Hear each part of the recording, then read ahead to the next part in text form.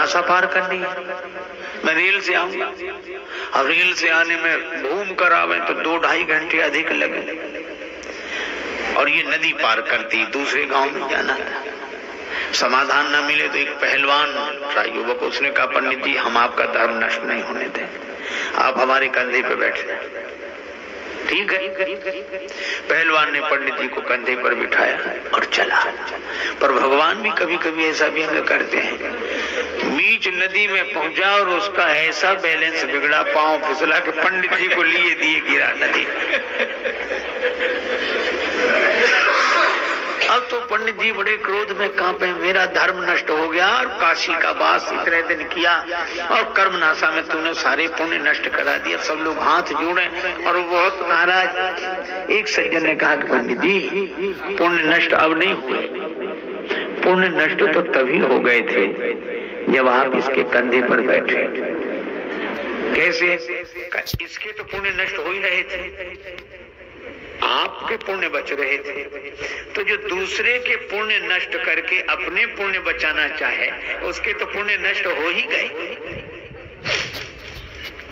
पंडित जी थोड़ा शांत हुए, लेकिन एक आदमी ने बड़ी अच्छी बात कही कि कर्मनाशा अपवित्र है। बिल्कुल शास्त्र कहते हैं, शास्त्रों की बात मानते हैं, लेकिन ये देखो कि यही नदी आगे जाकर गंगा जी में मिलती है। मैंने देखा कर्मनाशा गंगा जी में जाकर मिल जाती है, और कर्मनाशा में कोई पांव नहीं रखता धर्म की दृष्टि से, शास्त्र की दृष्टि से, लेकिन कर्मनाशा गंगा जी में मिल जाती है तो गंगा स्नान कौन बंद कर देगा?